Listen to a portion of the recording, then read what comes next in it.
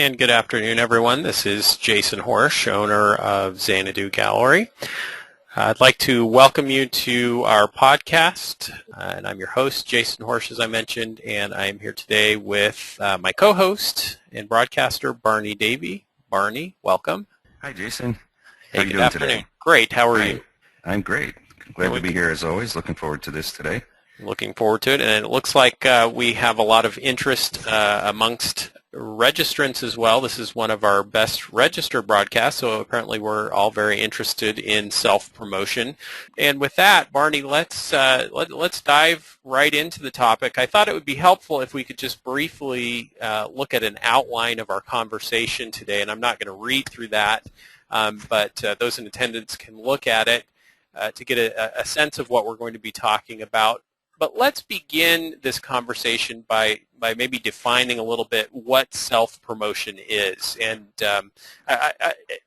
as with many discussions, I'm going to defer a lot to Barney in this conversation. Although we do a lot of self-promotion, Barney put together this outline and has some great input on it. So Barney, in your mind, what is the definition of self-promotion?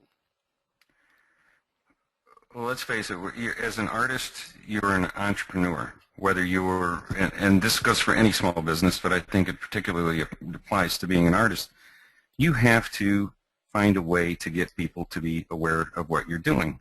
So at its basic level, that's what self-promotion is. It's using the available tools that you have to your advantage to get more people aware of what you do. If they know your name and they know your art, they're far more likely to buy your art and to refer other people to buy your art. So just being aware of that and then being aware of the tools that are available for you to use is really what self-promotion is about. It's some people mix it up with being a bragger, somebody who's boastful. It has nothing to do with that whatsoever. You can be a meek, humble person and still do self-promotion.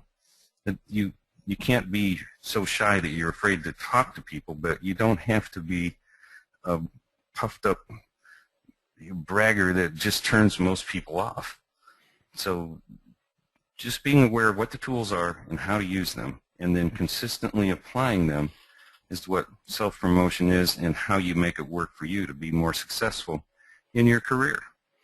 And in my conversations with artists, I think this is probably a very difficult concept for many of them to understand. I hear it all the time, artists telling me, I hate to talk about myself. I hate to talk about my work. I feel like I am bragging or I'm just not sure what the balance is. And so I know, again, from experience that this is a real concern amongst artists, how to promote themselves without coming across in that overly braggerly way. There's a difference between bragging and having and being proud of what you do. If you make a piece of art and stand back, and I know I was this way when I was a fine woodworker. I don't do it anymore. I live in Arizona where the temperatures just, I don't have a basement, and working in a 100-degree or hotter garage just doesn't appeal to me. And as I've gotten older, needed the dust. But in the days when I was making a piece of furniture, there would come a time when I was done or near done, alone in my workshop, and I'd stand back and look at that and know that came out of my creativity. I made that with my hands, and I would feel this immense pride about what I did. It just filled me up with something that drove me to want to do more of it. And I know artists have that same feeling.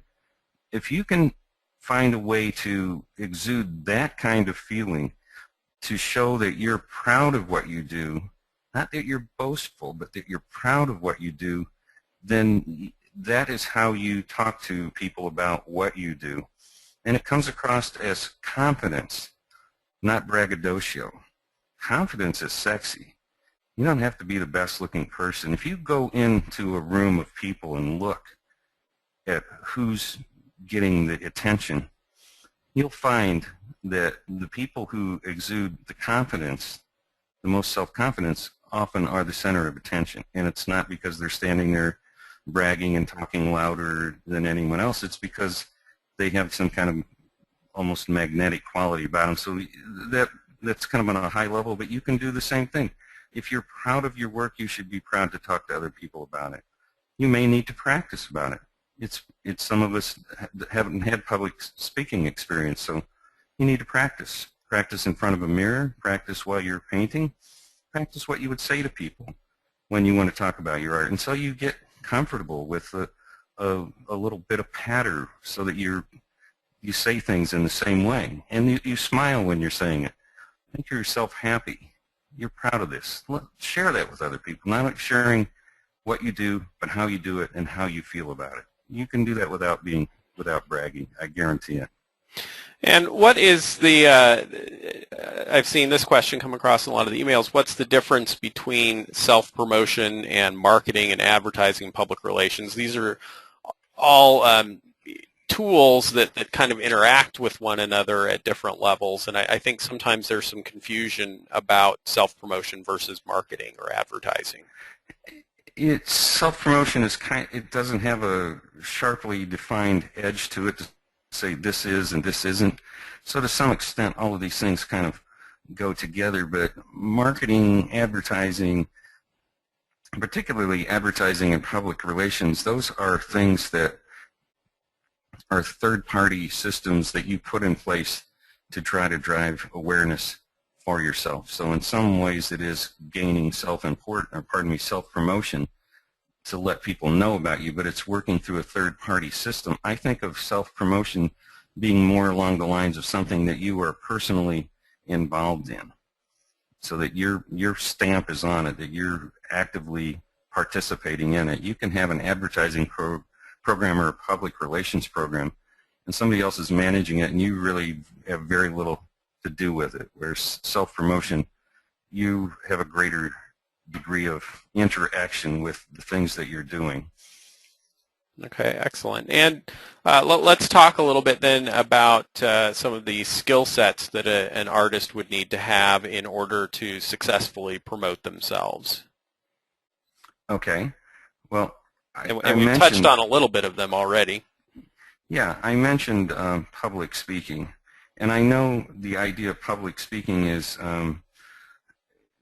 one of the things that people fear the most. And I have personally seen in my career people who've gone from being deathly afraid of public speaking to actually being quite good at it because they overcame their fear with it.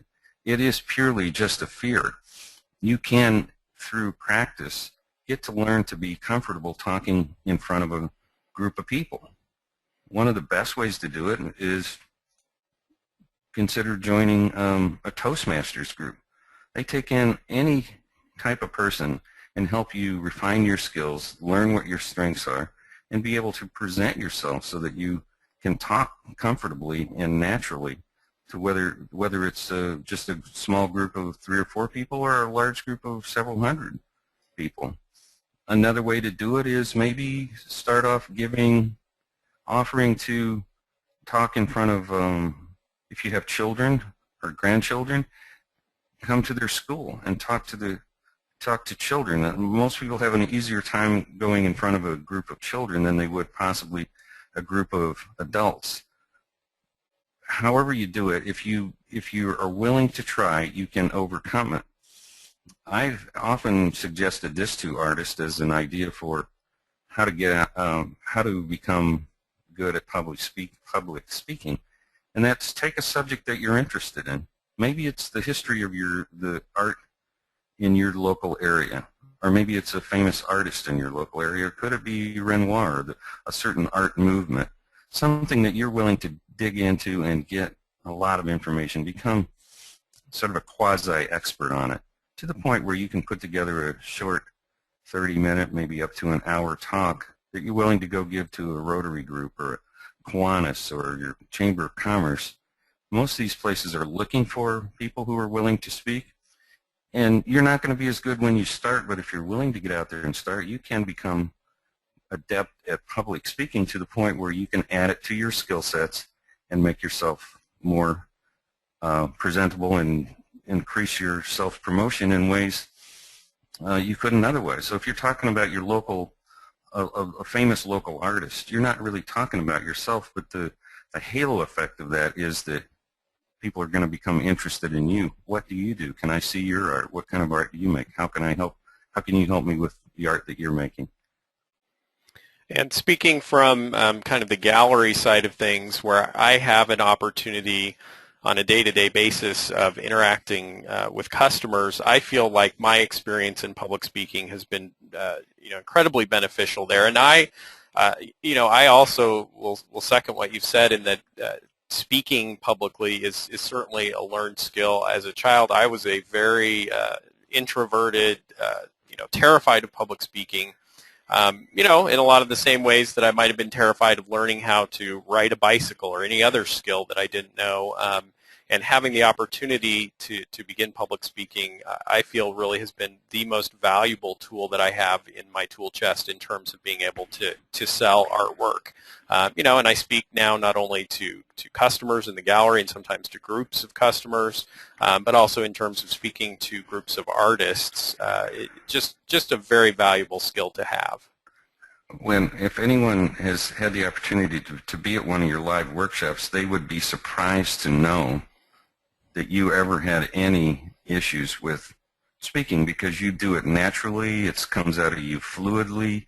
You're having fun with it. You're well versed in your topic, and that's what I was talking about, doing the research. And absolutely, yeah. And I, as I am interacting with some of the artists, for example, if I'm about to have a gallery opening or a show for an artist, in preparation for the show, we'll often sit down together, even at a very early stage of preparation, talking about kind of the theme for the show and the inspiration for some of the pieces. And what I found is that by helping the artist work through some of those kinds of questions ahead of time, when it comes time to interact with the potential customer at the show, they've already thought about it. They have something interesting to say about the artwork and about themselves and about their inspiration, and that has been very valuable in going into a show. So any artist can do that if you're getting ready for a weekend show. Sit down and even consider writing out some of the material that you'd like to share with your potential buyers, be it your background or the background on the artwork. Great suggestion. Anticipate what are the most likely questions to come up, and then it's going to come out slightly different every time, but if you have a kind of some talking points on what you know you're going to answer with, the more you do that, and again, you got time in the studio, you have time to practice this, it's well worth doing. I don't know how many of you are aware of this or not, but when a guest goes on the Jay Leno show or the David Letterman show or just about any of these interview shows, they sit down in advance with people from the team and they go over, well, what have you been doing lately? You've been on vacation, got any kids? Tell me about this, tell me about that. They just pepper them with a lot of questions until they answer with something that, oh, that's interesting. And so they look for what the guest might be willing to open up a little bit about. So it's the same thing. These people may look like they're just sitting there casually talking to Jay. Jay knows the questions, they know the answer, it may come out slightly different, but it's so much easier for them to know to go in advance. I know what I'm going to talk about. I'm not going to be throwing a curveball here. And even if you do this and you get a curveball, you can be like a politician. Answer the question as briefly as possible and then turn it to what you want to talk about. Now, I also think that this kind of preparation then translates into what you're going to be doing in terms of, what the copy on your website is going to say, your blogging. Having kind of a base of preparation is going to translate into all of your other promotional and marketing and advertising avenues as well. And that's a great point too. That speaks to somewhat of branding, where you have a consistent message. Whether you're talking to people in person or through a blog post or on a piece on your website or in a postcard or a sell sheet, that there are certain things that look the same, that come out the same way.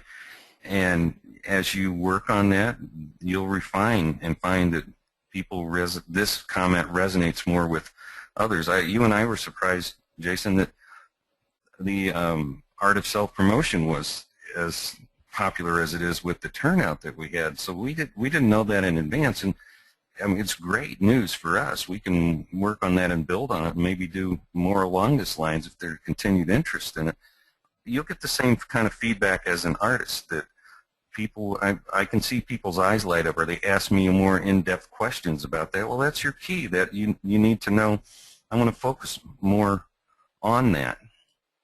So it's a little bit of branding. Like I said before, self-promotion kind of crosses the line with branding and advertising and marketing.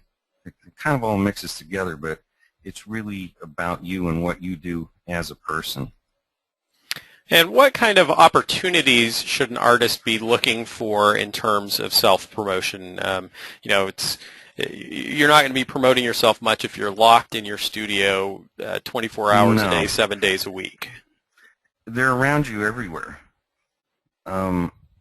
There's a book out, I think it was written by an insurance salesperson, which is not surprising, but it's called Never Eat Lunch with the Same Person, I think was the title. And the concept there applies to anybody who wants to raise the bushel basket off their light and get more awareness for themselves, and that is that opportunity is around you all the time. Whether you see it or not is up to you. You have to become more aware of it. Let me tell you a quick story. I went through close to 20 years to every art expo in New York, which is the premier big international gala show at the Jacob Javits Center, with some of the top artists and art publishing companies from the world all convening in New York, in Manhattan. And at its zenith in the late 90s, maybe early 2000s, there was a post-show party put on at Maxime's, a swanky restaurant, kind of discotheque place, by an artist of the name of Michel Delacroix, who is a Frenchman who paints these kind of French naive sort of paintings. And it was Robin Leach from The Rich and Famous person was there, and Ivana Trump was there. They were going to unveil Michel Delacroix's latest original, which was selling for $40,000 and sold that night. And so there was a band, there was an open bar, there was a buffet. It was without a doubt the most swank art affair I'd ever been to. And I'd happened to meet a couple of years before an artist who was a sculptor. I met her in Southern California and got in touch with her when I was in New York just to say hi, and then she came along with a group of us from Decor magazine that I was working for to go to this show, this after-party show at Maxime's. And I would say she arguably was the most successful artist with the greatest degree of ambition. Her ambition is to get into MoMA. She wants to be in the Museum of Modern Art. In fact, she wouldn't even exhibit at Art Expo because she thought it might in some way ding her career a little bit to be in there with high-end reproductions, Jacques and so forth. She was also the only artist that I know that was in there that had in her purse a sell sheet. It was like a 4x6 postcard of her work. She wasn't going to a party. Yeah, went to a party, having a drink and meeting people. She was there to network, to meet people. What do you do? She didn't whip out that postcard on everybody she met. She wasn't going to waste the time and effort and bore somebody who there was no connection there. But she quickly, and without being in any way obnoxious about it, would ask some questions of people, just informational questions. What do you do? You know, why are you here? Whatever. Get the people someone talking. If it was someone who remotely had the opportunity to possibly affect her career positively, they had her card. If it was somebody, say, a publicist or a media person, possibly even a gallery or an artist rep, she'd get their card and call them afterwards or send them a personal note and say, it was great to meet you. Maybe we could get together sometime and have coffee or whatever. She used it was amazing to me. Here's an artist that had, you know, maybe the most talented artist in this place, who could have possibly just gone there and had a good time and did nothing, which is what most everybody else was doing. They've been working all day. She was in there working the room and did it in such a classy, understated way. Nobody had any idea what she was doing. I just watched her in awe and said, she will go far just because she's determined to be successful, and she works at it wherever there is an opportunity. She makes those opportunities. Nobody else, most of the other artists that were there didn't even realize it was an opportunity and weren't prepared for it when even if they had realized that they weren't prepared for it. So they're all around you, whether you need to be thinking in advance, where am I going? Am I going to be exposed to people? Is there going to be some opportunity for me to do something? And then be prepared. Have something to give people. Which brings me to a point, and I will say this: ditch your business cards. They're useless. They're 20th century appendages that are nothing more than a way for people to blow you off. You give them the business card, you've assuaged their guilt for, yeah, I'll get back to you.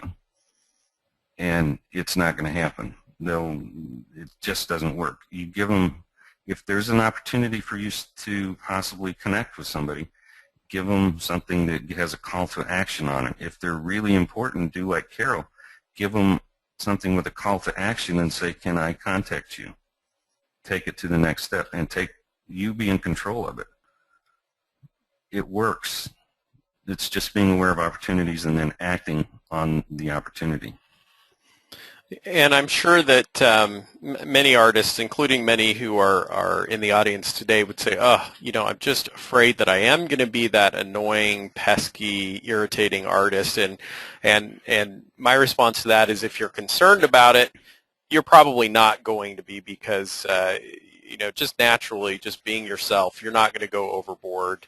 And even more than that, in my interactions with artists, I feel like an artist, as Barney has said, being confident and believing in their work doesn't come across as annoying at all. It comes across as interesting. Put yourself in you know, the other person's shoes. They're interested in art. They're interested in you, and the more confident you can be, and the more valuable information you can give them about yourself and your art, the happier they're going to be. They're not going to get irritated or annoyed at you. You can also use your intuitive knowledge. We all have this. When you're talking to somebody, you can see, are they engaged with you? Are they looking at you? Are they looking around? If they're looking at you and listening to what you have to say, and they're open to it, then proceed. If they're looking the other way, if they're jittery, they're not making eye contact with you, cut short and move on. There's plenty of other opportunities. Don't annoy somebody who isn't giving you the proper feedback. If they're standing in your space and paying attention to you, you can work with it.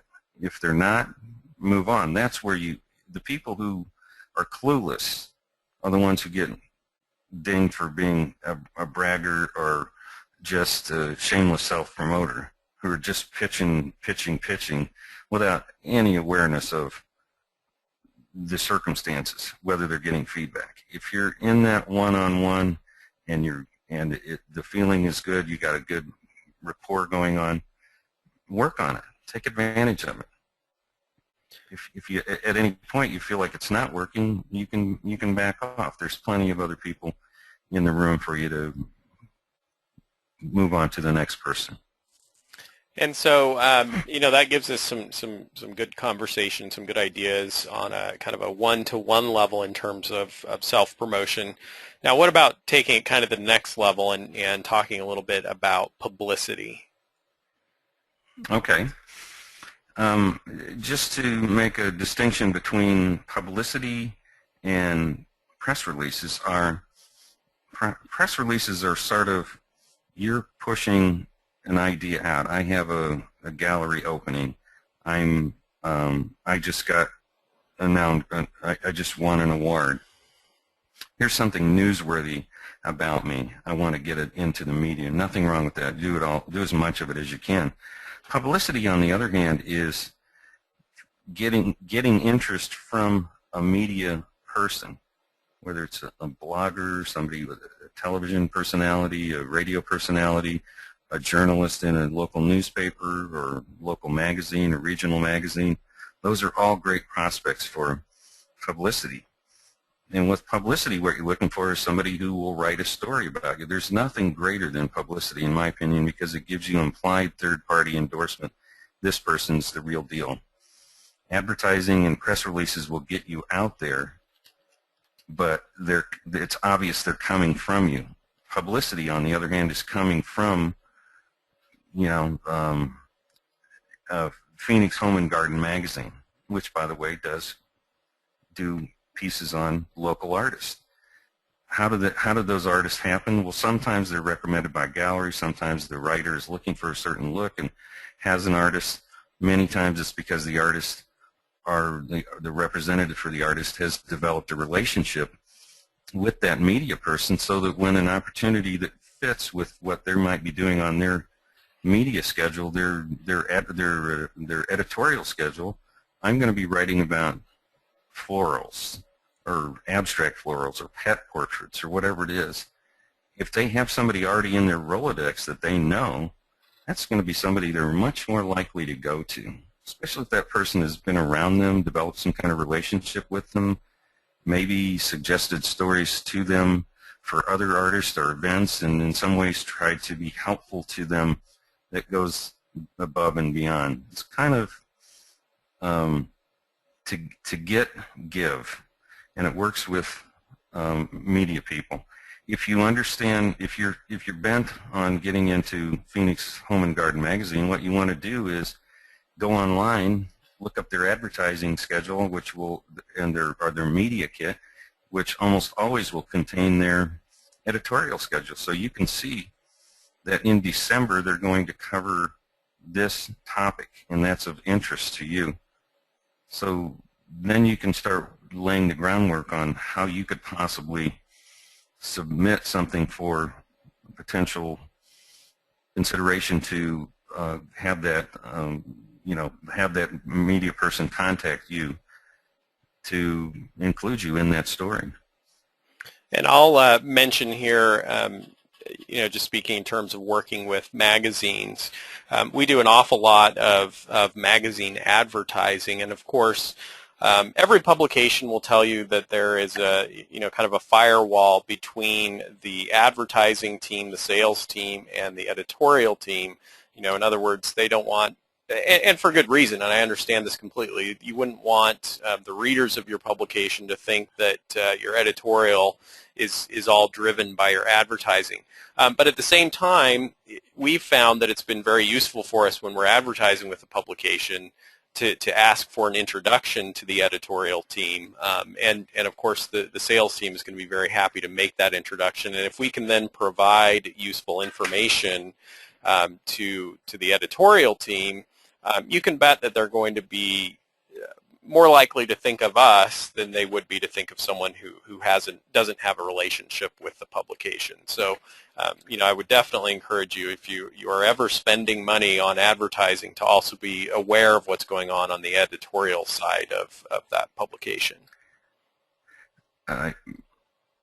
Getting your foot in the door, however you do it, is worthwhile, and certainly advertising people want to keep you happy, so they will at least do what you said, make the introduction for you. They may not be able to run a lot of, depending on how strong that firewall is, they may not be able to run a lot of interference for you, but they can at least get your awareness level raised up much higher than you might be able to do on your own.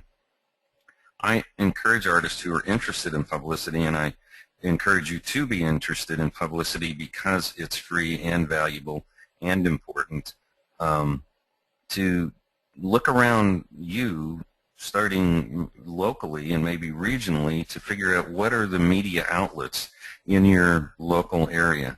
You'd be amazed if you start looking how many weekly magazines, monthly and weekly newspapers, monthly magazines, and other types of, maybe even business related, that aren't necessarily right aware, on your top level of awareness. If you build a database, start with everything that you can think of. Don't qualify anything. Just get it onto a database, and then you can maybe go online and look and see what they're doing and put a level of importance. I would really want to work on this one. I don't care so much about that one. You'll sift through and find that there are a number of places where you could potentially get publicity in one of those media vehicles, and then start looking at them. What kind of stories are they doing, and then you think, how could how could I do a story that's similar? What do I have a storyline that would sort of fit with the genre of what they're doing? And also keep an eye on who's doing that. If you see that there's a byline for somebody who's written an article, Google them. You can stalk them a little bit. Go on Facebook. Find out a little bit more about them. Become friends with them. Like I mentioned, you can send them ideas for articles. You can offer to be an expert on something, especially like if I talked about if you became a local expert on your local art scene or whatever it is. If you need any information on this, I've got a wealth of information on Picasso in the Cubist period or whatever it is. Just let them know. Eventually, you'll have a tidy little database of people that know you and and I'm stalking, I know it's kind of a strong word, but I would find out where are these people going to be publicly. If you can find somebody that you think really has the chance to write something that is going to help you, there's nothing wrong with showing up. If they're going to be at a charity event, show up at that charity event. Introduce yourself. And again, you're not going to be self-aggrandizing and bragging and blah, blah, blah. Hi, I've been following you. You might mention, you might know, I sent you an idea for this. I love your work. That latest piece you did was fantastic. I'd like to stay in touch with you. By the way, I'm interested in possibly sending some ideas to you for some things that I'm doing. Could you tell me what are your timelines? How do you like to get material submitted to you? Do you like could I write an article for you? Would you like an outline? What are your deadlines? Take the time to get to know what their needs are and then try to fill it. On the other hand, and then I think I've said this on another podcast, but I'll tell it quickly. I was in the misguided insurance business career for a little while before I came to my senses and realized it wasn't for me. But in the meantime, I was promoting a little CD that we gave away from Farmers Insurance that protected kids. You could take a snapshot of all their different ages, so in case of an Amber Alert, you had a write on a computer that you could upload to the Amber Alert organization a recent photograph, the height and weight of the child, and this was all kept on a CD that reminded you, get the late. It's been 6 months. Get a new picture of your kid in this thing. So I sent press releases to 15 outlets here in the Phoenix area. Within a week or less, I got a call from a producer at the ABC affiliate here to say, we'd like to interview you. Can you be here in 2 weeks on Wednesday? So within less than 3 weeks, I was sitting on a local morning news, kind of entertainment news program, talking about me being a farmer's insurance agent and this CD that would protect your children. So it can happen that quickly if you're prepared for it and you've got an idea. Just keep in mind all these media outlets, as you begin to build a database, need to feed the beast. They're constantly looking for content. So if you got a unique storyline, especially if there's something local about it, maybe something charitable about it, you've got a far greater chance of advancing that story to get it into the press one way or another. And from publicity, let's move to the press release then. What is a press release? How can one be used effectively? Talk a little bit about the benefits of a press release. Okay. A press release is a prepared document, usually 300 to 500 words, although they tend to be a little bit longer now because of the internet, that you write up. That's a story that's announcing that something's happening in your career. Maybe it is a gallery opening. Maybe it is that you've gotten a local award. Maybe it is that you've reached a career milestone. I've on my website, I have or on my blog, Art Print Issues, I've written some press release type of blog post about maybe a half a dozen of them. I'll include it in the resources, Jason, for us so that artists can go there on ideas that you could use to write press releases about yourself. So what you do with that is you can write it yourself, or if you're not comfortable with getting it down into the best possible English, you can submit it off to a company like Gramlee, GRAMLEE.com. Again, we've mentioned this one before, but I love them. Very inexpensive.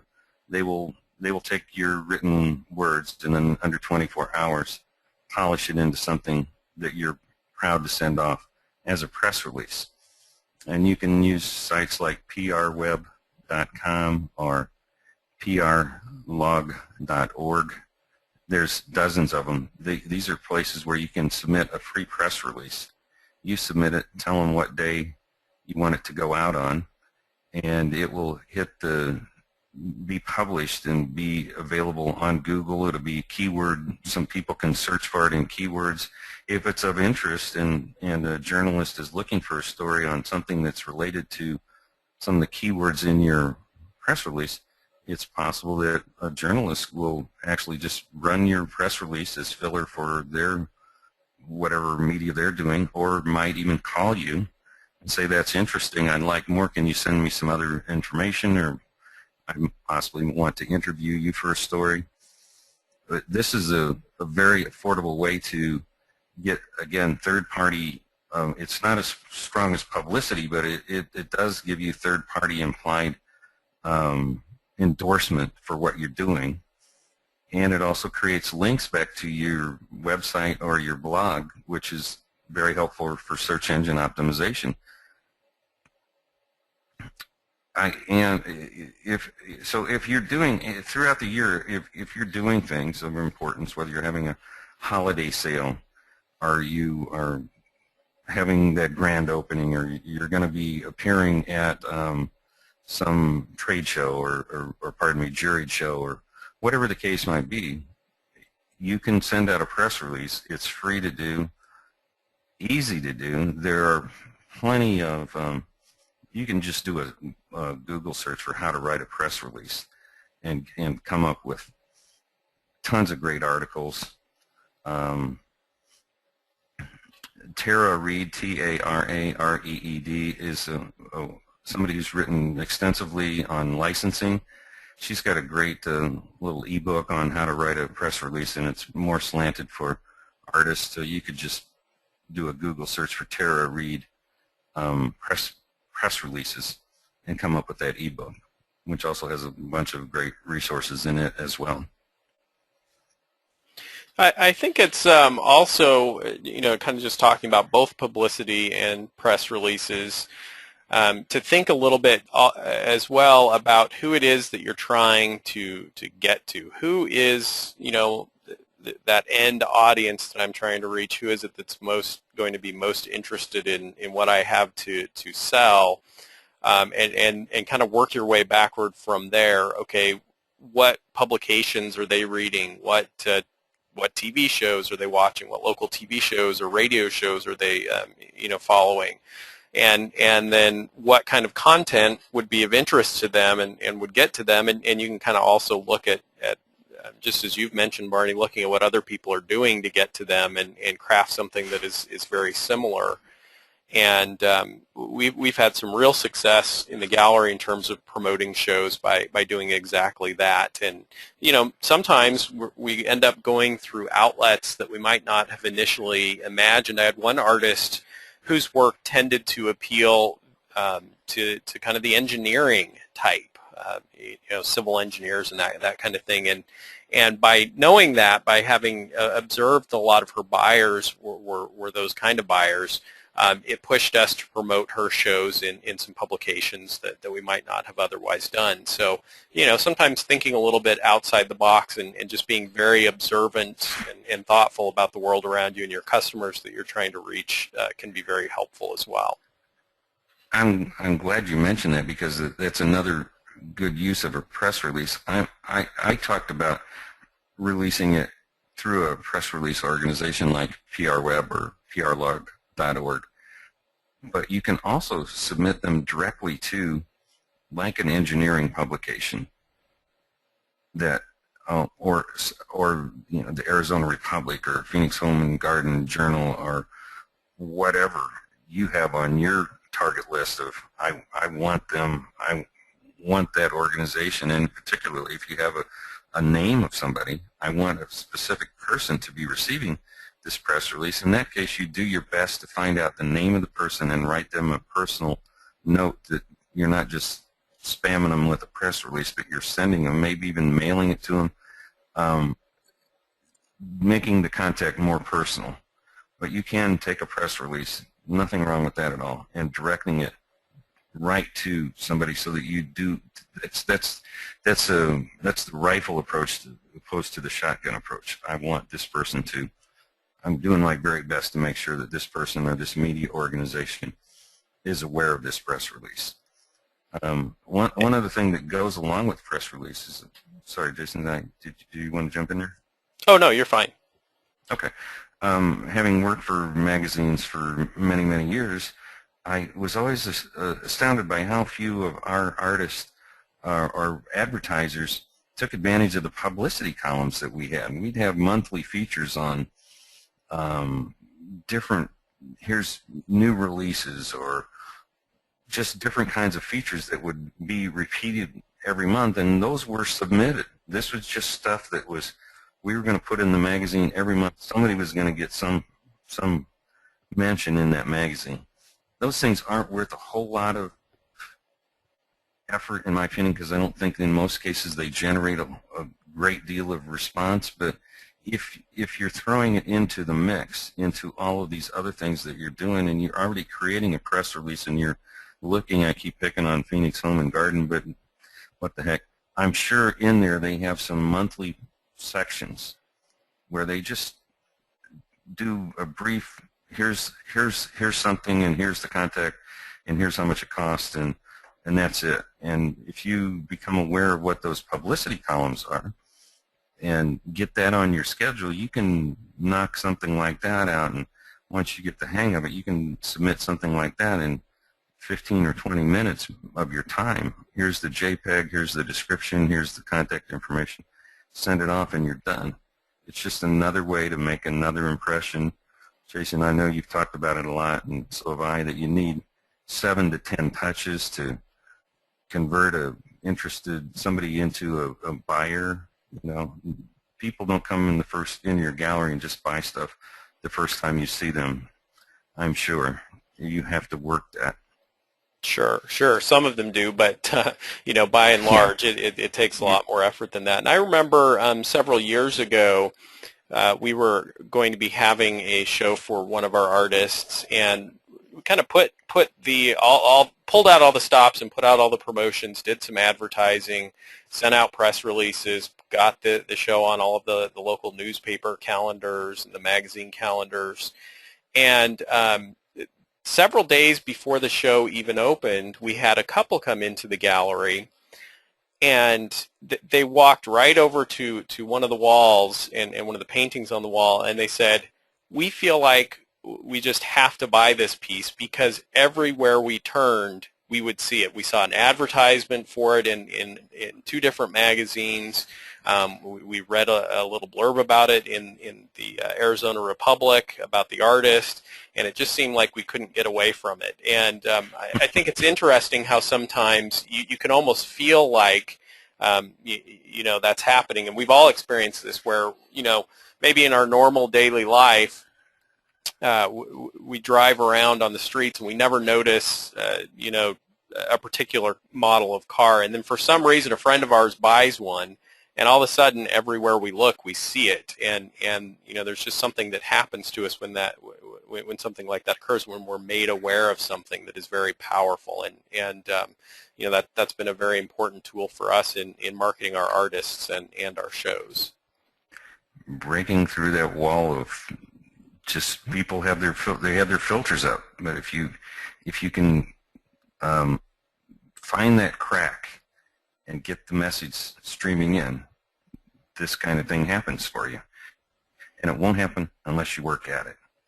You have to keep finding new ways to putting out similar messages so that you build that familiarity about your work, so people begin to feel almost like they know you, or like those people. I bet in some way they felt like they knew that work and never even had set foot in the gallery because you laid the groundwork for them.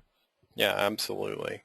Well, this is an expansive and vast topic, and probably each individual aspect of it we could talk about for hours, but we're quickly running out of time. I want to make sure that we have some time to get to some questions, and so let's do that. And again, there are two ways to ask questions. Some of you have already been typing questions into the question box, so we'll start with those.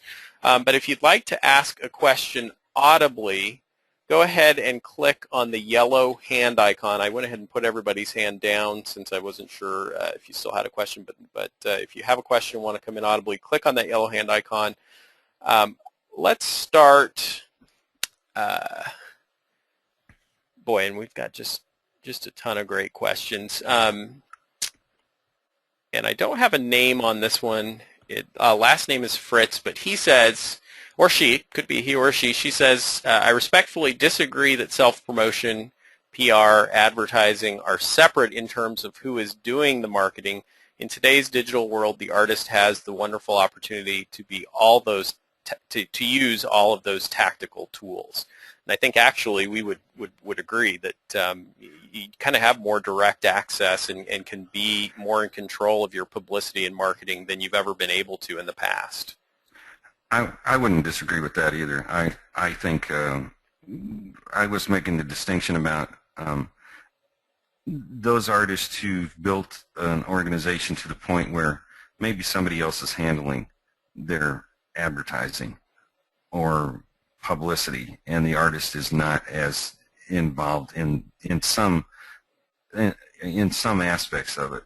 But yeah, and I think it's a question of channels that are available to you that you can use. Yeah. You have control directly of some of those channels, and some of the channels are owned by other people, and you're using their channels to broadcast your message. I'll say this: the more the artist is involved, the more likely they're going to get the result that they're looking for. Unless you've built up that, if you're a well-known artist who has actually built a small business and has a number of people working for you, then you're going to be more insular from certain things. Let's hope everybody listening here today gets to that point. And Catherine asked the question, what online self-promotional services do you suggest artists use? And you've talked about a couple of them, Barney, but I just wanted to bring that question up because we will make a list available of the tools that we've used, and anyone who has tools that they use for promotion, we'd love to have you post those to the blog of the recording when it becomes available. But do you have any other specific tools you want to mention right now, Barney? Well, I mentioned prweb.com and prlog.org. Those are places where you can put up a free press release, or if you want to spend $80, you can get higher distribution. I don't think it's worth it in most cases. Artists are, for the most part, careful with their budgets. But there are other places that you can get things out. FineArtAmerica.com is a place that sells reproductions. You can upload up to a 20 megabyte image, and they'll reproduce it and have it shipped out for you and collect the money and then pay you. But they also have a feature on there where you can do announced events. So I would start looking at, where else what other places online that I go, or that I think that people that might be interested in my art go, where I could list events. That could be on Facebook. Or it could be if you're doing pet portraits. Is there does the Arizona Humane Society or some shelter group have a place where you can list an event? Even Craigslist is a possibility. It's how open do you want to make your mind to it? Now, Jim Justice asks the question or says, I'm launching a new website / shop for selling prints and related items. I'm thinking of hiring and finding a professional firm to help me optimize my marketing approaches. Any advice or suggestions? I'm not an expert at marketing, but intend to be successful, and this is a key ingredient. I am a believer in search engine optimization. I want to have every keyword that I'm interested in as ranking as high as possible. I would be very cautious about who I hired when if you're going down that road, Jim, because there are a lot of people out there who are anointed search engine optimization experts. There isn't a school for it. You can't get an MBA in it. Not yet, anyway. Not yet. It's probably coming. And there are some people who are really good at it, but I would be careful about who you hire and what they're going to charge you, and I would definitely be doing research on who else have you worked for, and I want to contact them, and how long have those people been with you, and are they happy with the results? I would look at all those things and then realize people are going to buy more from people they're familiar with, that they like, and I think buying from strangers online on a website that nobody knows is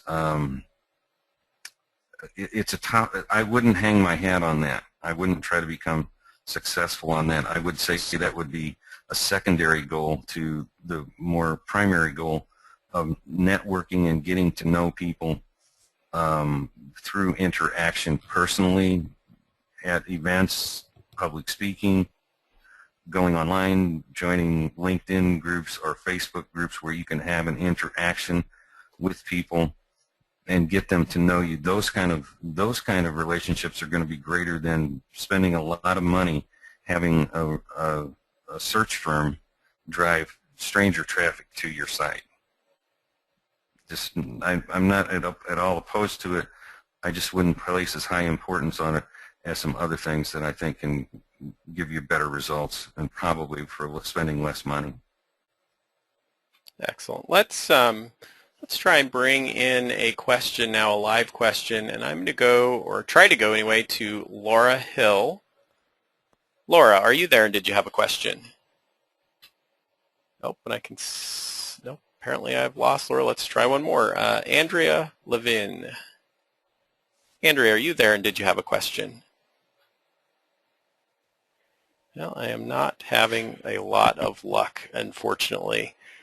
And as we mentioned, sometimes the tech gods don't smile on us with the microphones being connected properly. So let's try. I'm going to try Catherine Manzo. Catherine, are you there? And did you have a question? Yes. Catherine, I've got you. Excellent. And where are you from, Catherine? I'm a New Yorker who's transplanted to Memphis, Tennessee. Memphis. So, excellent. Got a quick question for you. I'm at a real turning point from the standpoint of marketing. I'm watching the Daily Painters, and I think to keep my technique at its highest, I often do those quicker studies. I do demonstrations when I teach all the time. Yet I'm a contemporary realist, and I will spend a chunk of time on a very finished piece as well. My concern is promoting properly to keep my price point up.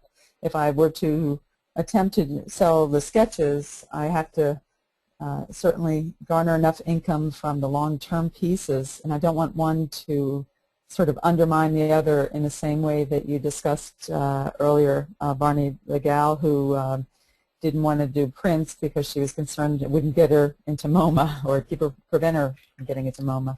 So is there a particular way one should promote if you're going to do that? You know, there's a few people out there who go by square inch, and that would floor me if somebody went by square inch, because you know, I'll have an 8x8 that's a little jewel that I spent a chunk of time on, and then I'll have an 8x8 that I did in 3 hours. So any advice along those lines would be great. Yeah, I can. I'll speak a little bit, maybe to the. Well, I guess both of those questions. There are several questions there, but no, that's okay. And it's a good question. And I think that in terms of pricing, that could be a whole other discussion. I will mention that a lot of my artists do price by the square inch, but that tends to happen when they are very consistent in the amount of time and detail that goes into the work. If that doesn't work for you, then coming up with another formula may be the way to go. In terms of promoting those kind of pieces, though, I've worked with several artists who have been able to parlay that kind of activity, the rapidly done pieces, into a great opportunity to create kind of a following for their work and a dialogue with some of their collectors that's just very easy. You know, it's easy for a buyer to buy an 8x10, and you know, it's a good excuse for you to be sending out frequent emails saying, I've just completed another piece, thought you might like seeing it, and it's kind of a way to introduce them further to your work, and you know, sometimes down the road they may be interested in the larger piece when it becomes available, and you now have an opportunity to be in touch with them to let them know about that kind of work. Your comments, Barney? Well, I appreciate that some art takes longer than others, and it's the same size. And I don't know that I think that's really hard to differentiate with a buyer. I only spent an hour on this one, and I spent 3 hours on that one, so I have to charge you twice as much. It doesn't resonate with a buyer. They're going to look at it, and unless they can see a dramatic difference in the quality, they're not going to understand the backstory behind it to the point where they're going to think, why am I paying so much more for a relative same size? And I'm with Jason. One of my art heroes was a fellow named Richard Thompson, who died in 1991, and he was an American impressionist that painted over 1,500 paintings in his lifetime. His masterpiece sold for nearly $200,000 after his death, but he charged by the square inch. So there's absolutely nothing wrong with that. I wouldn't be horrified at that idea. How you get to the pricing is one thing. Being consistent with your pricing so that people can understand and wrap their heads around this. There's a value range on your work, and probably unless there's a wide divergence between the look of them, it's going to be hard to charge more for work that you spend a lot more time on. Unfortunate, but it's sort of like you can't paint, you can't do portraits and do abstract realism and try to sell them both to the same gallery under the same name or to the same kind of collectors. They won't get it. Well, and we could open a whole can of worms around those topics. So we're not going to do that because we are quickly running out of time this afternoon. But this has been a really interesting topic, and I know, again, that is something that is of great interest to artists. Barney, I think as we close, we should maybe just speak to the fact that we understand that as an artist, you each have to wear a lot of different hats, and it's very easy to become overwhelmed by all of the juggling that you have to do. So Barney, if you could suggest that to keep things manageable, one thing that an artist could focus on doing, say in the coming weeks or months, one thing that will help them become better at self-promotion, what would that one thing be? And I'm putting you on the spot here because I didn't make you aware that I was going to ask you that question. Right, you didn't know. So here's your curveball. Okay. Calendar your activities. Prioritize them and calendar them. And then make, I know I'm giving you more than one thing, but have a time set aside where you're going to work on it and know what you're going to work on and have it on your calendar so that you actually do it. Stephen Covey, bless his soul, just died recently. Another one of my heroes wrote this 7 Habits of Highly Effective People, was famous for saying, keep the main thing the main thing. When it comes to marketing, do the same. Keep the main thing, work on the things that are going to give you the greatest return, make sure they're on your calendar, and make sure that you do them. Don't worry about the rest of it. You'll find time sooner or later. Excellent advice. And I want to thank everyone for attending the broadcast this afternoon. As always, it's a pleasure to share the time with you. Thank you, Barney, for your insights into self-promotion. It's my pleasure. I'm sorry the hour ran out. I felt like we just got started. Well, we did, and of course we'll continue the conversation. As many of you know, this is an ongoing broadcast. We do want to mention we had a podcast a couple months ago on blogging, and also very well attended and very popular. We've recently put together a package that includes the recording of the broadcast in both video and MP3 format, so you can either watch it on your computer or tablet or listen to it, listen to the broadcast on your mobile device. It also has a transcript of the podcast and an 18-part basically learning video on how to put together a WordPress site. And I just wanted to mention that we've done that because I'll be sending out, along with the recording of this podcast, the link to learn more about that learning package. It's kind of something new that we've put together because there was so much interest in that topic of blogging, and of course, kind of another angle of the whole promotion and marketing that every artist ought to be aware of and working on. So keep an eye out for that, and keep an eye out for future podcasts. We'll be letting you know about them as they come along. Again, thank you, Barney. It was a pleasure spending the afternoon with you. Likewise, Jason. You might mention, since we're doing self-promotion, I'm going to be doing a couple of 4-hour workshops on on art marketing, how to get your work seen and sold next month, webinars, and you can watch your email for more information about that. Absolutely. Coming up later part of August. Terrific, and we'll be in touch with all of you. Thank you so much for attending this afternoon. It's a pleasure. Peace out.